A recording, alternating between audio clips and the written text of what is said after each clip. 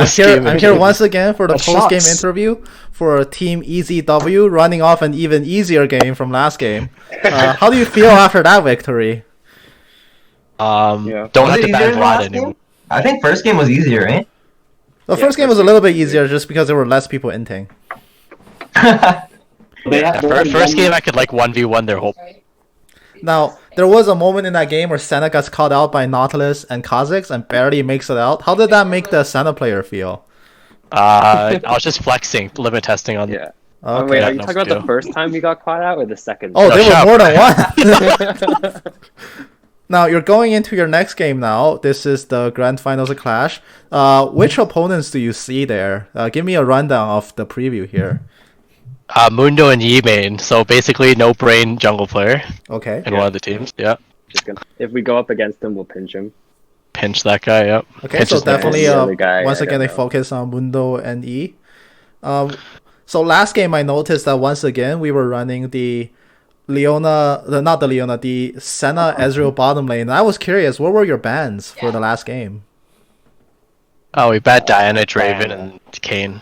Okay, so you did notice the Kane player. So I'm interested in the Hecarim pick, because that's definitely not one of the comfort picks that I would think of right off the top of my head. I would name champions like... Yeah, don't worry. Not even the Hecarim player remembered he played Hecarim. Don't worry. I would more think about champions like Zac or Set or... Zac was banned. Set was banned. What Set and about- Zac were both banned. What about Nunu, or is that not in consideration for this game? No, Our Nunu's jungler thinks terrible Nunu is right shit. Yeah. Oh, I see. So there was Nunu- So there were two jungler bans. That's why there was a two Hecarim jungler pick. bans, and they hovered Hecarim for a second, and the other guy knows how to play Hecarim, so we figured we'd take okay. it. Was that your first time Hecarim? Because I've definitely never seen you play that. It was a very It's been a long time. it was a very well played game from the Hecarim. Once again, really heavy bot emphasis and converted into a lot of really positive kills. Have to say, Finally, top lane death. first time. Top diff. Top diff. Top diff. Top That diff. triple kill more bot? Dude, I haven't Oh yeah, died the yet triple this, kill more. tournament. Yeah, Yeah, there That's was. the exact same score. I was surprising that like 7-2. I was surprising in that one bot play you dove so deep for the Caitlyn, and we were sitting there Oh, in yeah. the casting desk and we were like, oh, he's dead for sure. But then the Galio ult comes in and you were just fine. The Vladimir couldn't convert anything. He just walked away. Now there was one moment here. This is the last question. There was a team fight around mid lane where Ornn actually came in from the side, landed a 4-man horn, and then knocked up 2 people. And then Vladimir flash hemoplayed their whole team. But then he somehow turned it around with a Senna ultimate, and then everybody else just died. Ultimate, yeah. Yeah, and then everyone else just died around them. What were the comms like during that really hectic team fight? Because for a moment there, it really looked like you guys were gonna get comboed out. Yeah, it was like bouncy castle, man. Yeah, the, it the looked pretty Kha'Zix bad was- for a second. The Kha'Zix lost 80% of his HP before the fight, so he wasn't in the fight. So Right, Yeah, it was right. fine. I also one-shot the Finals Caitlyn advantage. when she tried to follow up. Right, so there was definitely a very well executed Easy. effort. So you guys are going to be going into your next game now, and wish you guys the best of luck. And I'll be heading out now. All right, See ya. later. All right, hopefully Thank this you. third game will be a repeat of the last two. Easy win. And just remember, blue team OP, blue side, just get first Do we pick. have first Blue pick? team Get is first OP. pick. It is OP. We Ah. lose a higher percent of when we have red Yeah, side. that's something I've noticed. I've definitely seen like of the past 10 or so games, I think like 9 of them were red Nexus dying. It's Yeah. so rare to see a blue Nexus die nowadays. Blue is so OP. You think like whoever wins first gets blue side? Or game? I hope so. Oh, maybe. Might not be- well- oh, that makes sense. Regardless, best of luck to you. I will be hopping out. Oh yeah, it does make sense actually. He's Yeah. Well, that sounds true. Okay, I'm back. I've conducted Welcome my back. post-game interview. So I must say, this is looking really good for EZW. They've never had such a smooth run through the brackets. Are you worried that EZW relies on a very predictable strategy that could easily fall apart if the enemy team spent more than 10 minutes doing research? Good thing they only have 5 minutes. That's true. That's true. Clash doesn't really give you the... Alright, there's some trash talk going on in the Discord chat here. Diamond 2, more like Diamond Poo. Wow. Wow, high level trash. That is some trash talk. Now, one thing to excite you here, I know my co-caster here is an aficionado of a certain champion. One of their potential opponents for the next game is a Master E main. Oh, very nice, very nice. Yeah. I'm sure that will be banned out because Andy Wu hates Master Yi. He does, in fact, hate Master E. I think everybody here hates Master Yi. I don't hate him as much as everyone else, but like I think us in general. I also hate Master Yi. I think us in general just hate that champion. I'm still like okay with him. I never really. I don't think he's OP. He's not just annoying to OP, play. but it's especially for like I guess a more casual setting where we just. He We just tears like, apart poorly coordinated teams. we were just, but we were like in the call together and we're just having fun, and then we play a game and we all pick champs we like playing, and for some reason none of them have CC, and then Master Yi just runs you over. Now, what's this aversion to CC we all have? Because I think most of us don't main CC champs. Killers, Logan. We're all killers. I guess that's the explanation here. My jungle pool is Master Yi, Nocturne, Hecarim. These are not CC heavy champions. Hecarim is okay. Hecarim can definitely make. He's okay. He's definitely one of the wild cards to like make picks.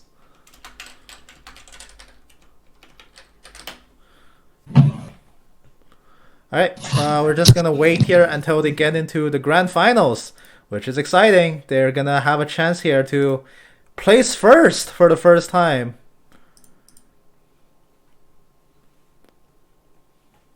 And if they place first, they will have beaten this team's overall placing record of actually taking first place for once. Last time we unfortunately bowed out at second place because the third game was a little bit too hairy for us. But if they're continuing this trend of stomping all of their opponent, doesn't really matter from here, I guess.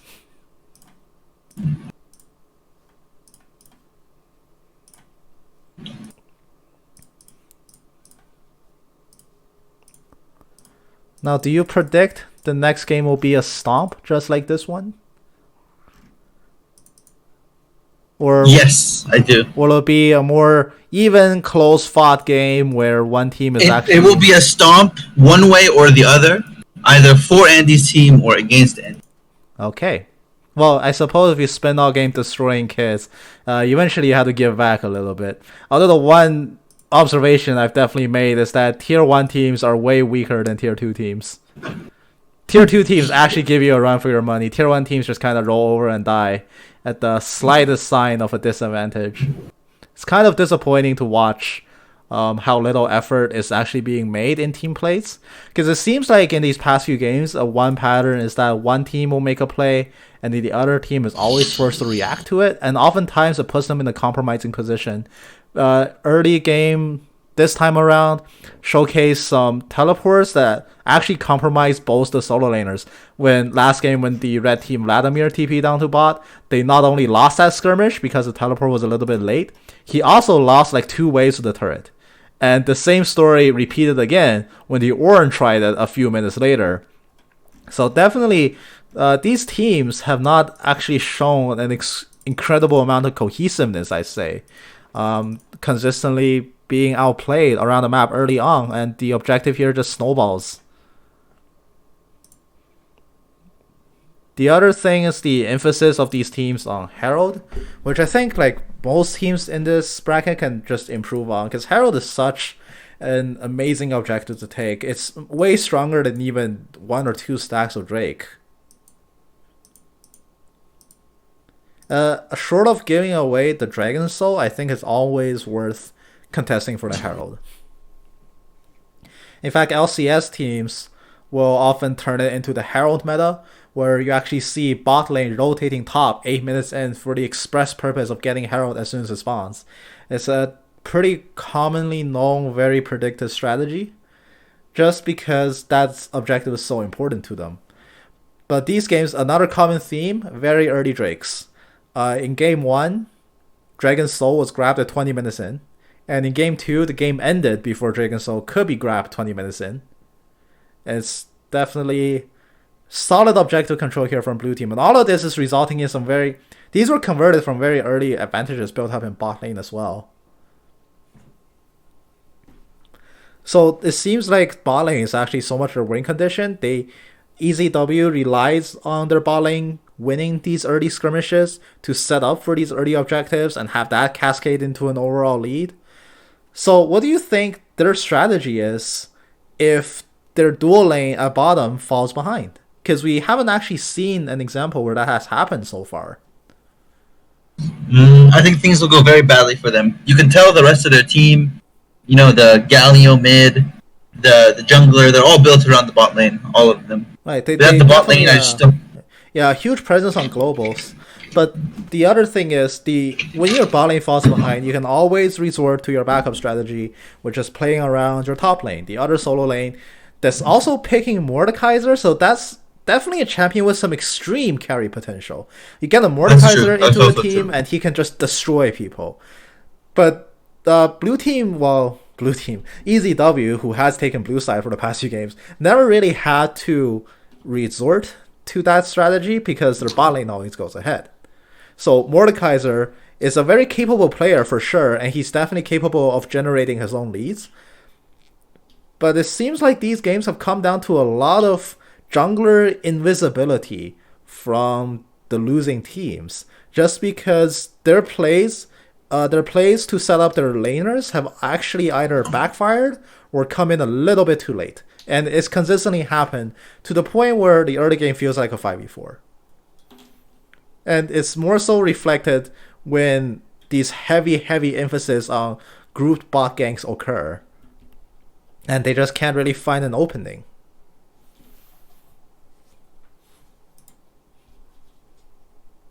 So definitely their win condition is through their bot lane. They have a very capable Senna player down there, and an Ezreal/Jhin player that can definitely hold his own as well. And it seems like right now they're going to champ select.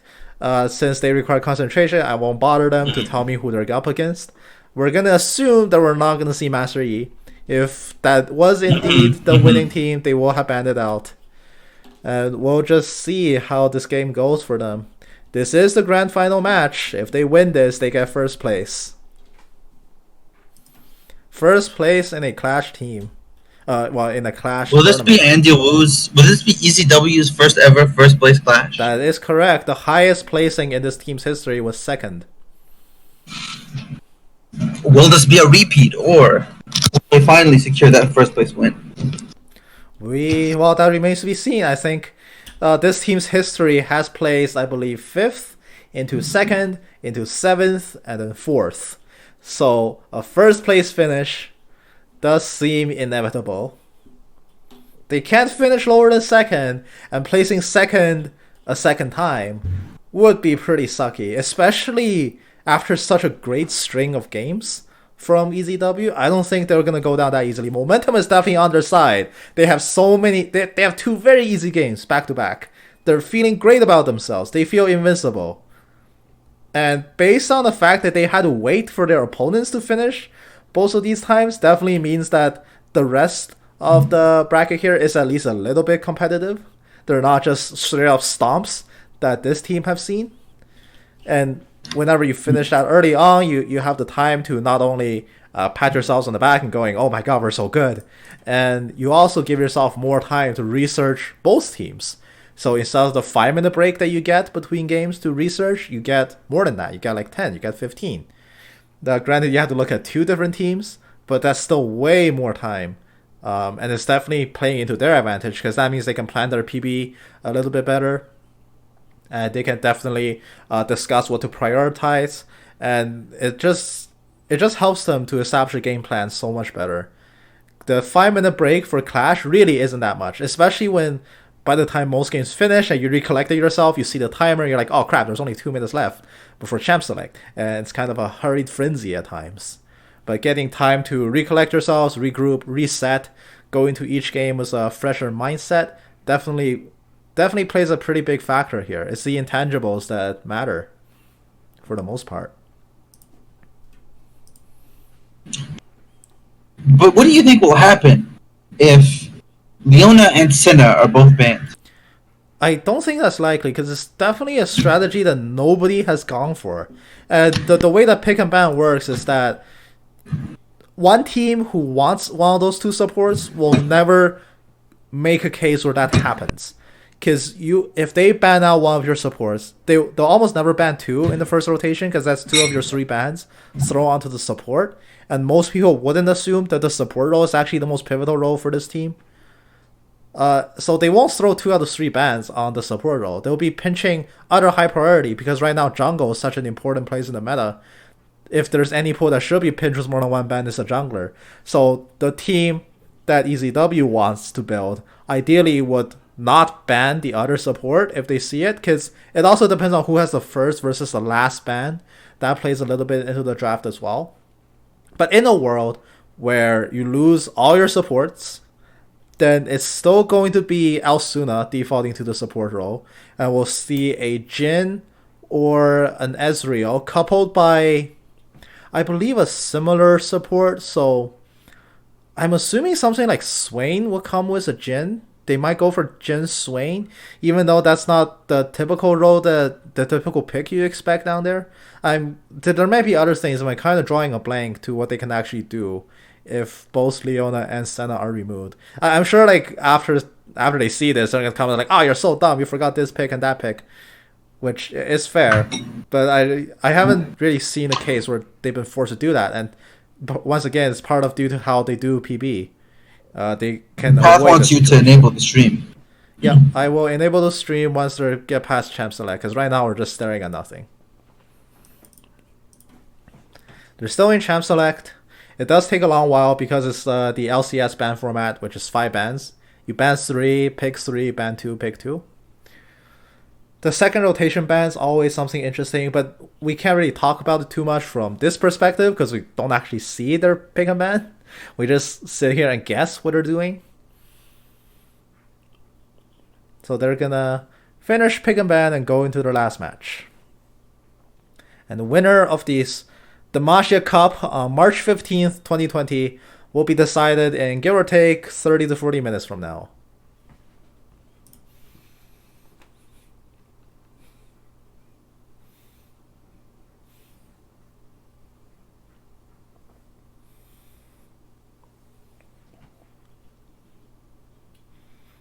They will be almost done pick and ban, I assume. It doesn't take that long, especially when if one team has an established game plan, they just lock in champs really quickly. And this was a strategy that I think like the first iteration of Cloud9 ran a lot back when the LCS was still fresh. Cloud9 did their picks and bans scarily quick, and it's actually a part of their strategy as well. When you have a game plan going in, you just instantly lock everything, and it actually gives the enemy team less time to discuss their picks. So if you have an established game plan, you just lock, and it goes super fast. And if your one team is more prepared than the other, it actually plays into their advantage because it cuts into the enemy team's draft time. Notably, I think there was a moment yesterday when during one game, we just didn't have enough preparation going in due to the lack of time. We actually missed the ban because we had no idea what to ban third. Again, like things like this can happen.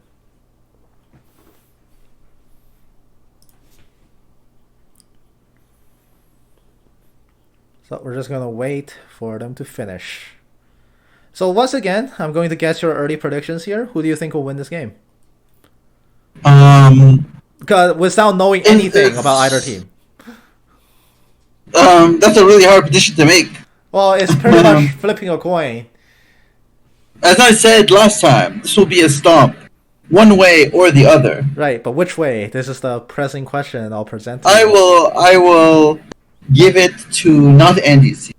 Okay, so you will predict that once again EZW will secure second place in this tournament. Yes, that is what Okay. We do have someone else in the call as well, but he's muted. I want to get his prediction as well. Well, it's up to you. You could unmute and say something where you could not, and we'll just move on with or without it. Just still waiting for them to finish. As soon as they get in game, we're going to get into it as well. So once again, just remember, they have a very telegraphed game plan. And if Clash allows you to enough time to get a hold of the replay and you watch even one of their games, you instantly know how to counter this team. It's so incredibly standard, but they just pull it off every time.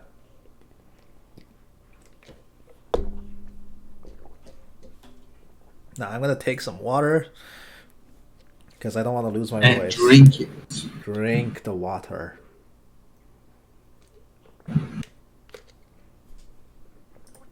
Going to rest my voice for a bit. They're gonna get in game, so we're gonna follow them. Alright, we're gonna take a look at these teams. Once again, Senna, Ezreal. Just as predicted. Well, But where is the Tom Kench going? That's a mid lane Tom Kench. Oh my god. That is ballsy. Now top lane we have Garen versus Crocodile. Ooh. It's not Darius, but Now, I saw a Crocodile feed yesterday. you know, they did give over the Zac. That's interesting. I wonder how the Zac got through. They gave over to Zac, but they secured a set for themselves. Now bot lane is actually Vayne Braum. This is such a... Blue team has a very high damage team comp. Oh my god. Are you okay? Yeah, I'm fine. Okay. Blue team has a very high damage team comp. Garen does so much damage here. Vayne does so much damage. Orianna can shred the whole team with a well-timed shockwave. So stream But is you know what worries me about this team is this bot lane is so bad early that they're just gonna collapse under the pressure of red team's early game ganks like they have every game. But here's the thing. Galio is... I'm assuming Galio and Mord were banned. That's why they defaulted to Crocodile and Tom Kench. Tom Kench is kind of like a budget Galio. You can also make rotation plays from mid to bot, but just A, takes longer, B, not as impactful, 3, no immediate CC, and 4, you don't really do much once you arrive anyway. But do you remember in game 1, we saw how the set came down and just single-handedly snowballed that bot lane. That's very true. It's always possible for the snowball here to happen. But it's a really difficult team here to... It's a very risky strat. Zac can turn a gank so much faster. And Zac here is the wild card, because if he's even remotely close to bot, he can actually get there in time, unlike their previous junglers. Kha'Zix can rotate as fast as him, and I don't even remember who that first jungler was, but he definitely can't beat a Zac either in roam speed or gank speed. Nunu. Nunu is pretty fast, but Zac is faster. Zac has his claim to fame is being able to gank from virtually every angle in the game, and it's almost all of them are not telegraphed. From entirely off screen. Yeah, essentially. Garen is also scared. Garen Crocodile is a very volatile matchup here. Whoever dies first will pretty much decide the course of the lane, with or without jungler intervention. It's kind of like it's interesting here because this matchup is actually a race to Phage. Whoever gets Phage first will actually have a positive position in that lane. Alright, we're going to get into the game. The grand finals of the Demacia Clash on the tier 1 teams. EZW versus whatever the hell this team is called. We're going to start the game now.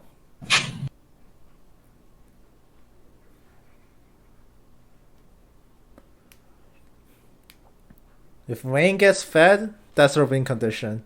If Garen gets fed, blue team has a ton of win conditions here, and all of them are actually riding off the back of Zac. Because individually, they might find it difficult to generate this sort of lead.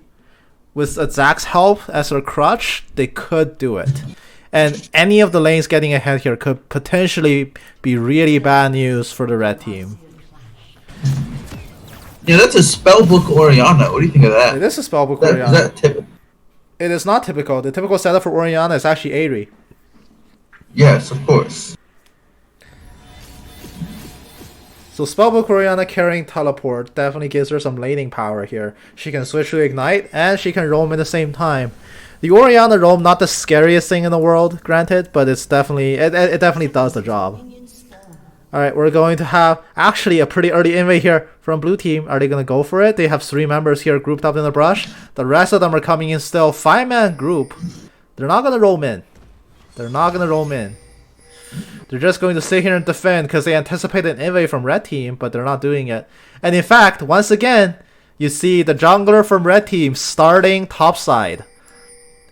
That's going to allow him to do the red wolves blue into bot gank route. A very predictable and standard strat if your focus is boosting red team's bot lane. And now blue team's just going to sit in the brush waiting for a gank to never come. Garen should actually leave. He's going to miss the wave if he stays any further. Yep. He starts decisive strike over judgment. Very interesting choice. It's not how much you can lift, it's how good you look. Today I learned the Legends of Runeterra card Judgments is Garen's E. Yes. A lot of cards from Legends of Runeterra are named after champion abilities. That I know, but I did not know what Garen's E was called. I had always assumed it was Spin to Win. Yes, that is the other name here. Oh, Braum gets found out here. He gets chunked to half. Oh, very early advantage here from red team. Call the week. Red team putting down the Wisconsin cheese. Yes. They do this every time. Alright, Mystic Shot. Some very early trades. Braum has actually eaten a health pot. He's actually eaten 2 health pots. Because of that early trade here. So right now, blue team on resource advantage. Oh wait, he ate 1 health pot. Never mind. Ignore me. Well, Garen's spinning onto the Renekton. Renekton has to be careful here. He loses that trade. Garen is very hard to trade against just because Perseverance exists as his passive. He can reset bad trades pretty quickly. I should finish reorganizing the scoreboard. Oh, mid lane gank from the set. That's a beautiful stun onto the Orianna. Flash gets forced and the slow. The Haymaker chunks Orianna down. Flash down for the blue team mid laner. And Tahm Kench gets that cannon. So very interesting about Tahm Kench. Tahm Kench is a pretty powerful lane bully. Just because the combination of your Q and W and the fact you're naturally very tanky makes it really hard for your opposing laner to kill you. And they can't really trade against you either because you can actually CC and eat them back. Oh, here comes the set. He's coming in for another gank. But Orianna, smartly hugging the top side, is going to slow down the set and walk away. She doesn't have flash, but she won't die from this return gank. And Set is going to make his way to the bottom river. He's going to grab the scuttle here.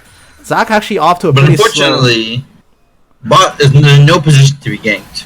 But that's fine, because they're actually winning on their own. They have a positive pushing position here. Orianna going to chunk out Tahm Kench as much as she can. She's actually running low on mana, trying to do these chunks. She did start Corrupting Pot, and that's going to be the last charge of her Corrupting Pot. And that's not going to give her enough mana back. She maybe has enough for 1 attack left. Definitely not for Dissonance. Dissonance costs 80 mana. It does. Wait, let me check. I think it costs 80 mana. 70 mana. Never mind. It's barely enough to combo into attack with her very low mana pool. She is getting cookies back though. That's how she's going to sustain herself further in lane. I'm going to actually, after this gank finishes, Zac might get this here. Elastic Slingshot not going to hit the Renekton. Renekton will make his way out just fine. And Set's actually slowly walking top as well. Yeah, but blue team's already backed off, so Set will not find anything here. So he should just go back to his jungle. Now I'm going to check the Orianna's runes because I'm curious. What is her secondary tree? She doesn't have Mana Flow Band. Okay, so outside of cookies, and before she gets Last Chapter, there might be a period of time where she's going to have some mana problems. But Tahm Kench here gets jump. He does have the great health. Is she going to shield it up in time? He pops his great health, but he's falling so low. He has to blow his own flash. Flash traded here. Orianna's flash is still about 3 minutes away. Zac taking out Tahm Kench's flash as well. That actually reduces Tahm Kench's kill pressure by a lot, because Tahm Kench has some serious killing power later, early on. Devour has amazingly high base damage. Even if you eat a minion, spit it back out, it's like 300 damage. And Tongue Lash can definitely slow someone down, allow him to chase down, but he's still a very slow, chubby melee catfish. So without flash, it's actually very hard for him to secure kills by himself. Ooh, Senna Root finds onto 2. Vayne's getting pushed in. She's actually going to lose some minions under tower here. The silence goes down onto the Renekton. He can't really counter the stun. Judgment takes him to about half, but Renekton still going for it. The stun onto the Garen, slice and dice away, equalizing the HP bars a little bit. Call the weak, heals him back up a bit. Garen's still going for it, but he's so low. Are you sure you want to do this? Garen is a madman. Garen is a madman. He loses that trade and he still goes for it against the minion wave. In fact, he first item call. Why though? That's going to give this Garen. This poor Garen. Oh, the flash here from the Renekton. Call the weak finds it. First blood solo kill. As Set secures the first Drake 6 minutes in. Red team gets a very good advantage early on. Garen here buying call first. I didn't know he was going that greedy. He's not in a losing position enough to say, oh, I need a call to come back. Why call? You in a lane with a bully, this is a terrible idea. Well, Garen in general, why call? Like, what item are you accelerating towards? You will have Triforce PD before you finish that call. Oh, but here comes the gank on the Tahm Kench. The shockwave is here. The CC is back. He gets pulled back. He needs to try to make it out. He still has to pop this great health. They have the damage. They don't have the damage. The shield gets popped up. Braum comes in. The shield collapses. But Senna rotates to the match. And now Orianna gets slowed down. Her flash is not up in time. Just a few more seconds, but it's not enough. Set finds it. And now Haymaker turns the damage, but he's being slowed down by the jungler. He's taking a lot of damage. Garen is here. He's level 6. He will find the kill with Judgment. That's going to be a 1-for-1 trade. Orianna dies along with the jungler. But Garen walks his way down mid and picks up a critical kill for himself. 1 for 2, but blue team still behind in gold.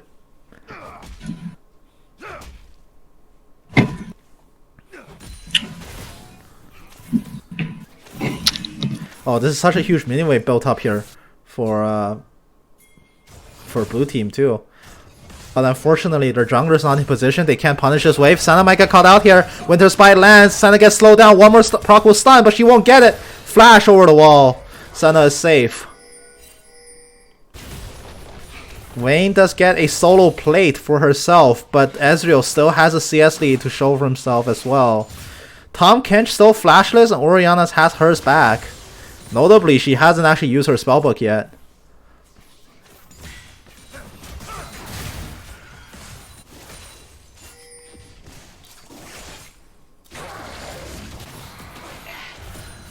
Now both Senna and Braum returns to the lane.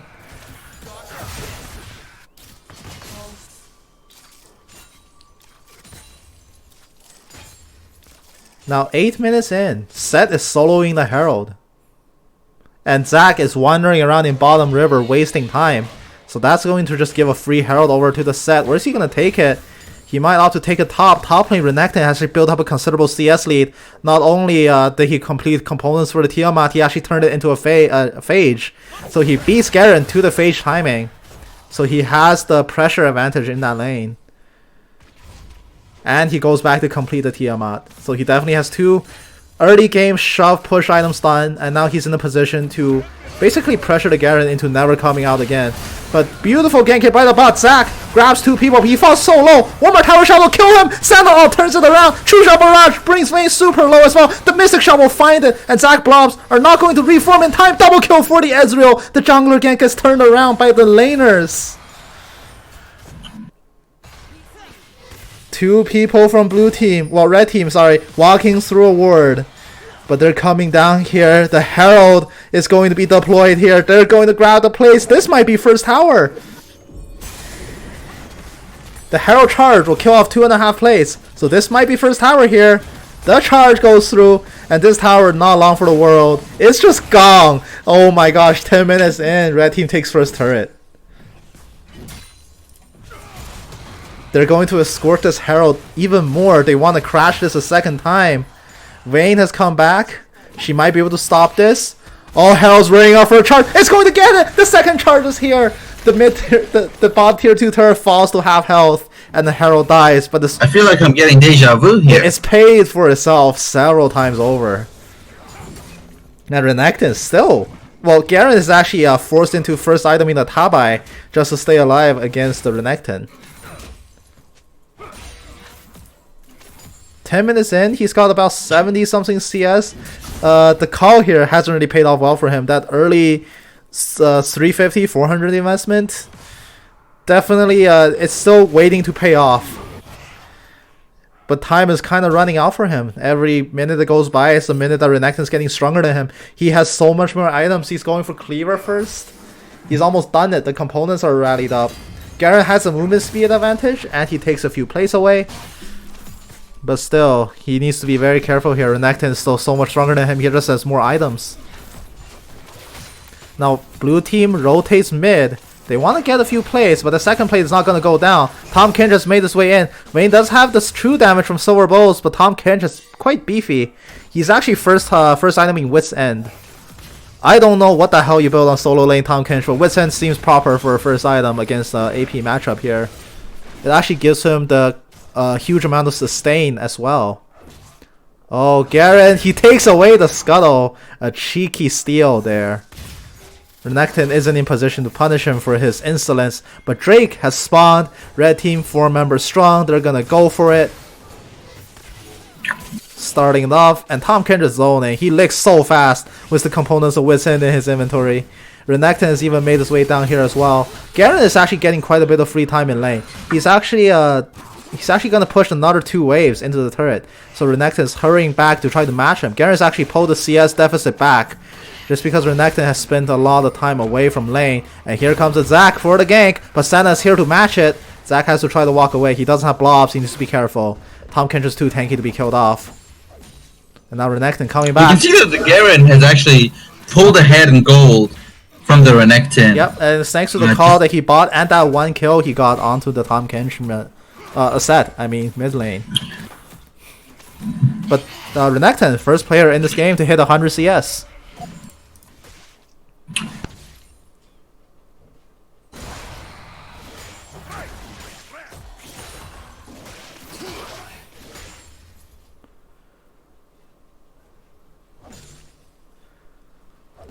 Now the game will continue here. Red team in early lead. But scaling wise, I definitely give the scaling this game in favor to blue team. Almost all of the champions scale better. Except for the support. Senna outscales a Braum, but that's honestly about it. Garen will outscale Renekton. Zac is more useful than Sett later on. Orianna is more useful than Tahm Kench in the late game, and Vayne can definitely shred off the front line in record time once she gets going. The problem is nobody on blue team is really getting going. Garen's slightly ahead in terms of income, but he's not actually been as impactful as the Renekton is.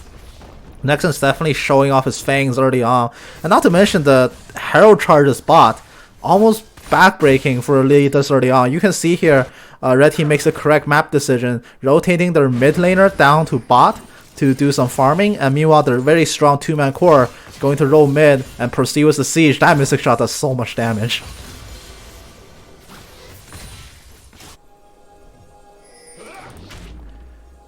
Zac will catch a Sett in the river, but nothing will come of it.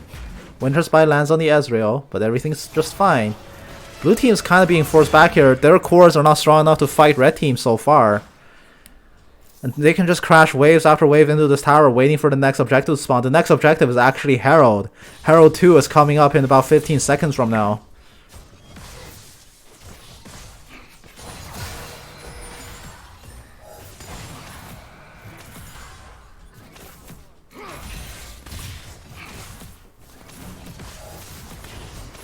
Ezreal's just shooting shots into the tower, but Zac, he's winding up for a gank. Will he commit to the slingshot? He will not. Red team has backed off. But Zac, enough time has passed that Zac has not gotten his blobs back. His passive, once again, ready to go. And red team is continuing the siege. Ezreal, Senna definitely able to hit this tower, but here comes the Zac. Ezreal will blink away. Senna sends the Q down 3 people, and Winter's Bite! No, not Winter's Bite, but Unbreakable, not enough to protect the Braum. Braum will die here. That engage terribly flubs, and the 2-man core from red team claims another kill in the siege.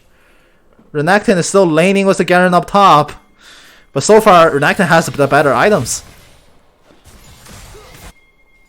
Sett grabs Herald too. And off Herald too, they can actually start the siege. He's going to chase off the Zac, who's trying to get that ward. And Zac's not even going to get that ward. The stun against the wall for the Senna. Orianna has made her way here, but the teleport is here from the Renekton. They want the siege, not the Renekton, the Tahm Kench. They want the siege. They're going to get it. They're not going to Herald here because there's a lot of people. Orianna on the side looking for Shockwave. She balls up the Zac. Shockwave's coming in. It catches only the Tahm Kench. And now the team fight breaks open. Ezreal's in the back doing some damage. Set is grabbing the Vayne, but he's going to drop so low. Not enough time to deploy the Haymaker. 2 casualties so far. 2 for 0, 3 for 0. Garen's made his way into the team fight. The Vayne is untouchable. The Vayne is free hitting. The Vayne free hits, and red team loses a team fight 0 for 4. Blue team with the amazing peel for the Vayne. Now red team did a very scattered fight. Their front line dove a little bit too far back, and when Garen comes in, he is just free to erase the backline as he sees, as he pleases. And now the counter push comes out. They're going to try to secure mid tower. With this, they can pull the goalie back to even, and wake up the game on our hands. This is not going to be a stomp for either team. Blue team making it competitive here, finding a very critical team fight. Let's not get ahead of ourselves. It's not too late for one team to throw. Oh, is Orianna going to be caught out here? She gets shot out by the Senna. Ezreal blinks in. It's a very aggressive blink. But the 2-man route, Vayne is being caught out as well. Here comes the Set. Here comes the Tahm Kench. The showstopper slows down the Vayne. And now the chase is coming down. Set is going to run in, but it's not going to find it. Ezreal actually blinks forward and not finding anything here. But they find the objective. They get a kill onto the Braum, and they're going to turn for the Drake. This will put them on soul point 17 minutes in. Fighting back. Blue team with a very typical bad recall position. Yep. Orianna gets caught out here, but horrible place to decide to recall. Orianna gets caught out in her recall, and Braum is the one that dies for it. They did recall together, so Braum was there. Braum and Vayne were there to reinforce, but once red team collapsed back, there was just nowhere for anyone to run. Orianna has to actually flash over the wall to get away, and it's very typical for them to actually go for that position, because red team's call was very clear. It's a very easy call to make, and it's definitely blue team's mistake for not spotting it. When they lose a team fight and they lose a tower, their call is definitely retaliatory Drake, go grab the objective. So it's only natural that they run there, and blue team just recalling in their faces essentially. If they were recalling on the other side of the lane, it would have been a very different story. Renekton here going to trade against the Garen. True Shot Barrage helps offset the damage a little bit. And now this Garen actually so low. The dandruff around Renekton killing him off. The Zac will not find it. Renekton gets that solo kill. Orianna TP's in. Shockwave brings Renekton back, but he's going to heal up with Call of the Week. He's actually still healthy. The Blast Plant gets killed off. Ezreal blinks in. He kills off the Orianna. And now the Zac is being killed off as well. The rest of blue team reinforcements arrive. Renekton and Senna will die in the back. Ezreal is just alone. He will not kill off the Zac before he reforms, but now he's just dueling him one-on-one. Elastic Slingshot buys some time. The Haymaker on the back. Tahm Kench and Set Core running down the Vayne. They're trying to get her. Once again. They're trying to get her. They're going to try to make it happen. Braum is just buying so much time, but Ezreal is here as well. He has the damage, but he kills off the Braum. Vayne is the last surviving member. Braum will certainly die from here.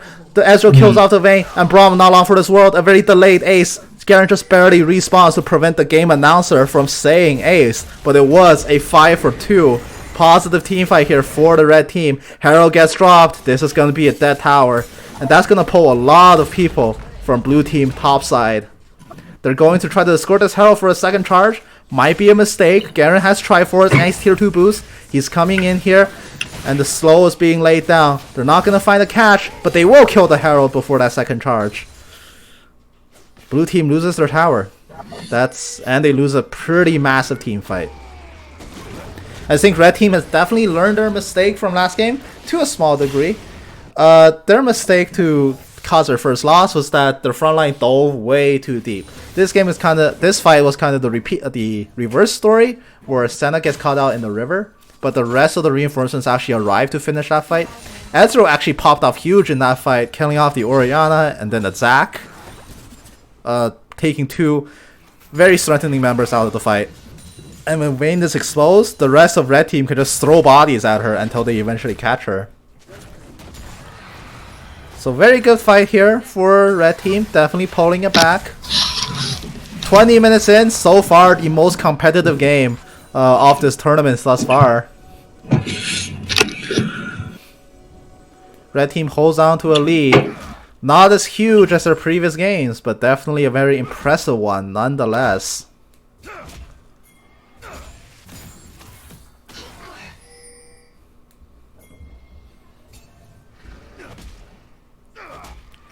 Vision here being cleared out around the Baron pit. Baron has spawned. That's going to be the next point of contention. Baron can definitely win or lose games. Once the team gets Baron, they will pretty much win. It will win them so much map advantage that oftentimes it's not possible for a team to come back from it. But they're going hard. They want this turret. They're going for it. This might be an uncontested siege. Blue team is a little bit too slow on the rotation. This tower is dropping fast. They're going to stay for one more auto to finish it. That might be a mistake. Zac comes in. Senna will blink back, and she will be safe for now. But Zac is blobbing everyone in the back. True Shot Barrage through too, but it's only hitting onto the tanks. Ezreal gets picked up by the Vayne, and now Renekton solo in the back line. The set will follow through, but there's no damage left. Vayne is gonna come in. She's free hitting. There's no one to contest her. Set is so far stranded in the middle of blue team. Tahm Kench is gonna be the next victim. Senna is gonna be the only survivor here. Set gets picked off again. 2 for 4. Positive fight for blue team. Once again, you see. I have to say that was a phenomenal play by the Vayne. You could see she went right through the enemy team, right to the back line to take out the Ezreal. She's definitely identified they definitely identified the threat in the moment she's being called out. Zac was laying down so much disruption in the back that red team actually defensive flashes out to try to peel off him. But that's not gonna get Zac off your back. He can chase up on you like that. So when the entire red team was being bounced around, Vayne goes in for the kill. Erasing the Ezreal as their first target basically guarantees that they win that fight. And from that point on, red team is just Wait, are they leaving? Is Garen leaving? Garen? They're just giving up the soul. Oh, I see what you mean. Yeah, they do go for a reset here, but now it's up to red team to actually take position in the pit. Blue team will actually beat them to it here. Bronze I wonder whether the reset was worth it there. They did. Well, Garen does go back for Sterak's really Gage. risky. Garen goes back for Sterak's They don't have Gage. the That's Vayne. They can't contest this. This is a free soul. Will they get it here? It's disabled. Zac is winding up. He's coming in here. Blue Warp goes down, but red team secures it. The Shockwave grabs the 3, but it's all the front line. True Shot Barrage gets sent, but it gets stopped by the Unbreakable. Set gets stunned up. He's dropping so low. There's no shield. There's no grit, and he's going to fall, but he takes the Garen down with him. And now the rest of the team fight is here. Vayne has arrived. 2-man route, not going to find the Vayne. They can't re-engage. They'll try to back off from here. Blue team loses the Dragon Soul very early on. 23 minutes in. Ezreal gets spotted by the Blue Warp. He has to try to make it out. He does get out in time, but the Blast Plan sends several people over, and now Tahm Kench, he's alone. He has to try to get out, but he doesn't need to ult. The rest of Blue team will actually make the call to go away from the fight. They take a 1-for-1, but critically lose the Dragon Soul. Huge misplay by blue team there. Huge, especially for the Vayne to farm bot lane while the Dragon was being taken. She arrived too late to turn the fight. But that being said, blue team has actually pulled their deficit up a little bit. They are now only about 1,000 gold behind. Just a few minutes ago, that lead was 3,000. And now this game, more or less, pretty even. But once again, wildcard, Dragon Soul, and it now permanently belongs to red team. That means blue team never gets a single stack of an elemental Drake. But all of that doesn't really matter at this point on. Both teams do so much damage to each other that no matter what you get, Soul be damned, Dragons be damned, the real important thing here is the Baron and Elder Drake. Elder Drake is now on the table. These two objectives, either one will win whoever has them the game.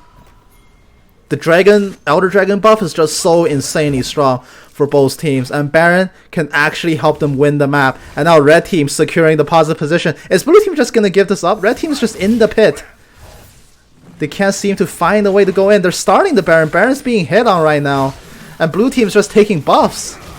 Baron still being dropped. Is an exceptionally slow Baron. Zac walks in. He finds the Baron still almost full health, and now Baron's gonna spit on him. Set goes on to the back, stunning up the 3 with the face breaker. Oh. The ultimate from Ezreal gets eaten by Unbreakable, but in the back line, Garen has made his way in. He's zoning off the Ezreal. Ezreal can't do damage, and Senna being caught out here by the Vayne. And Vayne gets stunned up by the Renekton. Renekton kills her off. There's no damage left for blue team, and they're going to lose 4 members. They have no jungler, but it doesn't matter. Orianna's the only one left. They're going to go back on the Drake. Not the Drake, the Baron. They're going to secure it now. Orianna's the only survivor. And Senna, out for blood. She's trying to hunt down the Ori. And red team's gonna secure Baron. That was a beautiful team fight by the Renekton, finding the Vayne and taking her out of that fight with the Senna here, even after the Ezreal gets perfectly zoned out. Red team secures Baron Nashor. A very scary line for blue team to hear. The gold lead gets extended once again to 4,000 in favor of red team.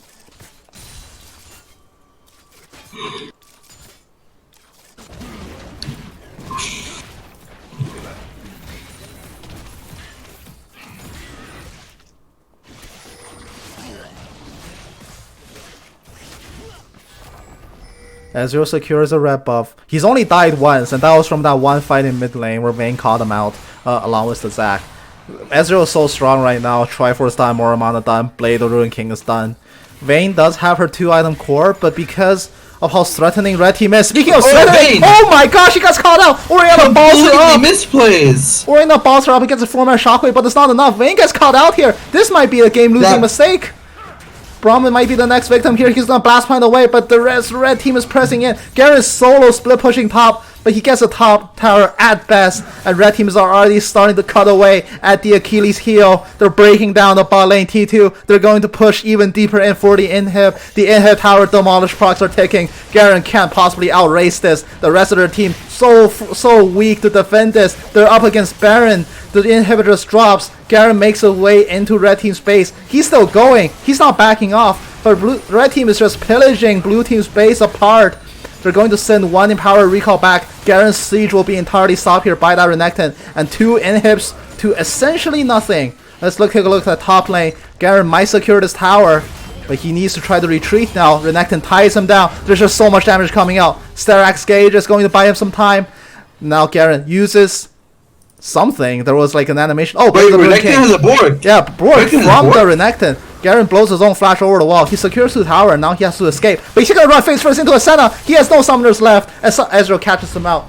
Garen dies along with the Vayne. Right as Elder Drake is about to spawn. Yep, Elder Drake, 55 seconds from now. Garen does not have teleport. He has to respawn and run back in. Is there a way to see Drake timers? Yes, bottom left, interface visibility, and you turn on objective timers.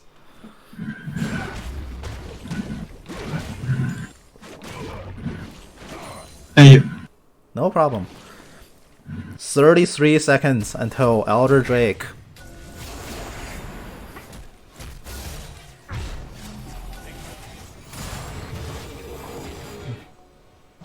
Red team securing some vision. This is it. This will be the final buff. Securing this buff wins the game for either team. All your leads be damned.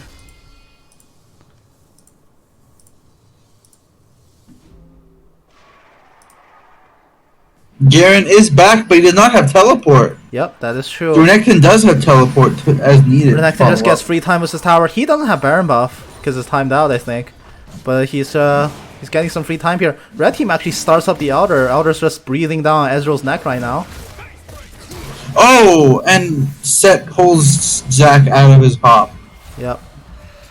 And now they're gonna give up on the Elder Drake for now because they need to chase blue team away. Renekton has teleported down. Yep. Garen needs to go back to defend. Renekton commits to teleport. They want this. They're coming down to secure it. Blue team's so busy clearing out vision. It's just the Ezreal and the Set in the pit that are still beating up the Elder Drake. But red team is still zoning everybody out. Blue team has to try to turn that fight. Vayne pops her ultimate. She's coming into free hit, but Vayne walks up a little bit too far, and now she's in the middle of everything. Everybody just melts in that pot of death. Red team grabs a 4 for nothing. Orianna is the only survivor, and she will have to walk away. She can barely participate in that fight, and that is going to be it. They're going for the GG push. This game is over. It's just too much here. Red team has crushed through. This is a decisive victory. All things considered, there were some hairy fights around the mid-game, but we see EZW securing a first-place finish in Demacia Clash. Orianna might die here before the game ends, but it doesn't even matter. They secure it. The victory is theirs.